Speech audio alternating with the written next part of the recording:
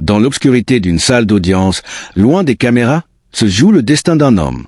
Un jury, chargé d'un poids immense, s'apprête à sceller son avenir. Mais que se passe-t-il lorsque les règles du jeu semblent déséquilibrées? Lorsque le simple acte de voter devient un labyrinthe de confusion? Derrière les portes closes du tribunal, les avocats se battent non seulement sur les faits de l'affaire, mais sur la forme même de la justice. Un bulletin de verdict perçu comme partial, des preuves numériques passées au crible et le rôle énigmatique d'un juré. Ce n'est pas qu'un simple procès. C'est une plongée dans les rouages complexes et parfois troublants d'un système où chaque mot, chaque procédure, chaque silence peut faire pencher la balance entre la liberté et la condamnation. Restez avec nous pour décrypter le combat invisible qui se déroule juste avant le verdict. Les coulisses d'une justice sous haute tension. Le système judiciaire, avec ses traditions séculaires, repose sur des piliers fondamentaux, la présomption d'innocence, le droit à un procès équitable et le rôle crucial du jury. Ces 12 citoyens, choisis pour leur impartialité, sont les arbitres ultimes des faits, investis du pouvoir de décider du destin d'un accusé. Mais leur tâche est loin d'être simple. Non seulement ils doivent assimiler des semaines, voire des mois de témoignages complexes et de preuves parfois contradictoires, mais ils doivent ensuite naviguer un processus de délibération strictement encadré. Au cœur de ce processus se trouve le bulletin de verdict, ce document apparemment anodin qui enregistrera leur décision finale. C'est l'interface entre la complexité juridique et la simplicité attendue d'un coupable ou non coupable. Cependant, dans des affaires particulièrement complexes, avec de multiples chefs d'accusation et des délits moins graves inclus, laissés inclus d'offense, la simplicité peut vite céder la place à un dédale.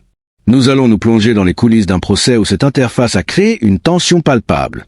Un procès où la défense a soulevé de sérieuses préoccupations quant à la clarté et l'équité du bulletin de verdict proposé par le tribunal. C'est une affaire où le combat pour la justice se joue non seulement sur les preuves présentées, mais aussi sur la manière dont ces preuves sont présentées et dont le jury est guidé vers sa décision finale. Les personnages clés ici ne sont pas les criminels ou les victimes, mais les artisans du système. Le juge, les avocats de la défense et de l'accusation, et le juré, dont le rôle est à la fois sacré et parfois écrasant. Chaque mot prononcé, chaque procédure observée, peut avoir des implications colossales sur l'issue de la justice. La scène se passe dans l'intimité d'une audience technique, juste avant que le jury ne commence ses délibérations. Une atmosphère tendue règne, palpable même pour ceux qui ne sont pas physiquement présents. Le greffier fait prêter serment à l'huissier du jury, dont la mission est de garder le jury dans un lieu séparé mais commode et de s'assurer que personne ne leur parle avant le verdict. C'est une procédure standard, mais elle souligne l'isolement et la gravité de la tâche qui attend les jurés. Le cœur de la discorde réside dans ce que la défense qualifie de bulletin de verdict problématique. L'avocate, Miss Gianetti, se lève, le ton respectueux mais ferme. « Votre honneur, je comprends que vous ayez rejeté notre proposition de bulletin de verdict. Notre préoccupation est qu'il offre cette option pour des verdicts de culpabilité et une seule pour un verdict de non-culpabilité. Nous craignons que cela ne soit trop déroutant pour le jury. » Imaginez un instant la tâche de ces jurés. Après des semaines de témoignages complexes, d'interrogatoires croisés, de preuves parfois contradictoires, ils se retrouvent avec un document qui ressemble à un questionnaire à choix multiples, mais avec une disproportion flagrante. Cet chemin mène à la condamnation, un seul à l'acquittement. Pour la défense, cela crée un risque réel de confusion, voire d'une pression psychologique implicite. La clarté est essentielle. Si les jurés sont confus par les options, cela pourrait involontairement les pousser vers une condamnation simplement parce que le chemin vers le non-coupable est moins évident ou noyé parmi les autres. La complexité est aggravée par le fait que l'affaire implique non seulement le chef d'accusation principal, mais aussi plusieurs délits moins graves inclus. Ces laissés inclus d'offense sont des crimes de moindre gravité qui peuvent être retenus si le jury estime que les preuves ne soutiennent pas l'accusation principale, mais prouvent un crime lié. Lorsque deux théories différentes s'appliquent à ces délits moindres, la structure du bulletin peut devenir un véritable casse-tête. La défense ne conteste pas la légalité des options. Cela reflète la loi, mais bien leur lisibilité et leur impact potentiel sur la délibération du jury.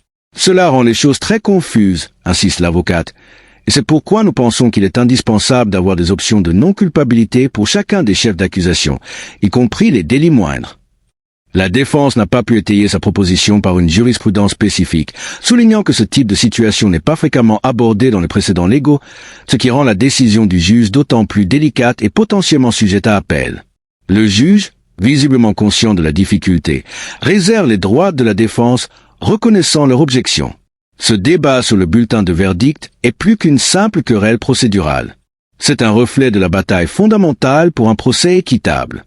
Chaque détail compte, car il peut influencer la manière dont 12 citoyens ordinaires interprètent la loi et appliquent les faits. La défense tente de s'assurer que le processus soit aussi transparent et juste que possible pour le jury, sachant que la moindre ambiguïté peut avoir des conséquences irréversibles. Parallèlement à cette discussion cruciale, d'autres éléments logistiques du procès sont abordés, des détails qui, bien que semblant mineurs, sont essentiels pour le bon déroulement des délibérations. L'accusation informe qu'un ordinateur portable clean a été fourni à la défense. Cela signifie un ordinateur vierge, sans données suspectes ou non autorisées, pour la consultation des preuves numériques. La défense a eu l'occasion de l'examiner et s'est déclarée satisfaite. Dans l'ère numérique, la gestion des preuves électroniques est primordiale. S'assurer que les deux parties aient un accès équitable et sécurisé aux documents, aux vidéos, aux enregistrements audio est une composante silencieuse mais capitale d'un procès équitable. Le moindre soupçon de falsification ou d'accès non autorisé à des données pourrait entraîner l'annulation de toute la procédure. Enfin, la liste des pièces à conviction a été examinée et jugée satisfaisante par les deux parties. C'est un point positif dans un océan de tensions. L'exhaustivité et la clarté de cette liste sont vitales pour le jury, qui doit pouvoir se référer facilement aux preuves lors de ses délibérations. Et le juge mentionne qu'il doit modifier sa charge pour corriger toutes les fautes de frappe, un détail apparemment anodin, mais qui souligne la minutie et la précision requises dans les documents juridiques. Chaque mot, chaque virgule peut être scruté et potentiellement contesté en appel. La salle d'audience se vide. Les avocats ont fait valoir leurs derniers arguments sur la forme, le juge a tranché. Le juré, fraîchement assermenté et prêt à se conformer aux ordres du tribunal, s'apprête, avec ses pairs, à être isolé. Ce moment marque le véritable climax d'un procès, le début des délibérations du jury.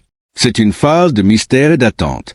Personne, en dehors de ces 12 personnes, ne sait ce qui se passe réellement dans la salle des délibérations. Comment vont-ils interpréter cette option de culpabilité face à l'unique option de non-culpabilité? La confusion que la défense craignait va-t-elle se manifester? Vont-ils se heurter à un désaccord irréductible, conduisant à un jury suspendu, un jury, ou parviendront-ils à une décision unanime? Le poids de cette décision est immense. Les jurés sont chargés de la vie d'un accusé. Il doit revisiter des semaines, des mois de preuves, de témoignages, de faits qui ont été soigneusement présentés par les deux parties. Il doit se souvenir de chaque détail, analyser les pièces à conviction sur l'ordinateur portable clean et se référer à la liste des preuves pour s'assurer qu'ils ont toutes les informations nécessaires. La tension dans les couloirs du tribunal est palpable. Pour les familles des victimes, l'attente est insoutenable, chaque minute qui passe est une torture d'incertitude. Pour la défense, c'est un moment de prière où toutes les stratégies élaborées pendant des mois sont maintenant entre les mains de 12 inconnus. Pour l'accusé, c'est l'instant le plus vulnérable de sa vie, où son destin est entièrement déterminé par un groupe de personnes qu'il a à peine eu le droit de regarder. Le jugement est la résolution de ce drame. Mais il peut aussi être une impasse. Si le jury ne parvient pas à un accord unanime, le juge pourrait être contraint de déclarer un injury, ce qui signifierait que le procès devrait être recommencé, un processus coûteux, épuisant et déchirant pour toutes les parties. C'est le revers de la médaille d'un système qui exige l'unanimité pour les verdicts criminels. La complexité du bulletin de verdict, la gestion des preuves numériques et la discipline des jurés sont les rois invisibles qui détermineront l'issue. C'est le test ultime de l'équité du système. Le sort de l'accusé ne dépend plus des avocats brillants ou des témoignages percutants, mais de la capacité de 12 esprits à parvenir à un consensus sous le poids d'options de verdict potentiellement ambiguës. Le silence de la salle de délibération est le bruit le plus assourdissant du tribunal, un silence rempli de l'attente du verdict. Ce que nous avons exploré aujourd'hui, à travers les coulisses de ce procès, est une leçon essentielle sur le fonctionnement de la justice. Loin des images de cinéma, le système judiciaire est une machine complexe, imparfaite et constamment mise à l'épreuve par les réalités humaines. La bataille autour du bulletin de verdict n'est pas un simple détail technique. C'est une illustration des efforts constants pour garantir un procès équitable, même face à une multitude de chefs d'accusation et de délits moindres. Cela nous rappelle l'importance capitale de la clarté dans les instructions données aux jurés. Si des avocats expérimentés s'inquiètent de la confusion potentielle, imaginez la tâche d'un citoyen ordinaire, sans formation juridique, confronté à un tel document. C'est pourquoi des débats comme celui-ci, bien que techniques, sont vitaux. Ils façonnent la manière dont la justice est rendue et perçue. L'incident de l'ordinateur portable clean et de la liste des pièces à conviction souligne l'importance de la transparence numérique dans les procès modernes. À l'ère des preuves électroniques massives, l'intégrité et l'accessibilité de ces données sont aussi cruciales que la preuve physique elle-même. La moindre faille peut entraîner un vice de procédure et compromettre tout le processus. En fin de compte, le cœur de la justice réside dans la foi que nous plaçons en 12 citoyens ordinaires. Leur capacité à assimiler des informations complexes, à débattre avec rigueur et à parvenir à une décision unanime est la pierre angulaire de notre système. Mais cette confiance ne peut être maintenue que si les outils qui leur sont fournis, comme le bulletin de verdict, sont d'une clarté irréprochable. Ce récit des coulisses d'un procès n'est pas seulement l'histoire d'un verdict à venir. C'est une réflexion sur les défis permanents de la justice, sur le combat incessant des avocats pour défendre les droits de leurs clients et sur le poids écrasant de la décision finale. Le silence dans la salle de délibération du jury est peut-être le son le plus fort d'un procès, portant l'écho de la vérité et l'attente de la justice. Quelle que soit l'issue, ce procès restera un témoignage de la quête inlassable d'équité au sein d'un système complexe.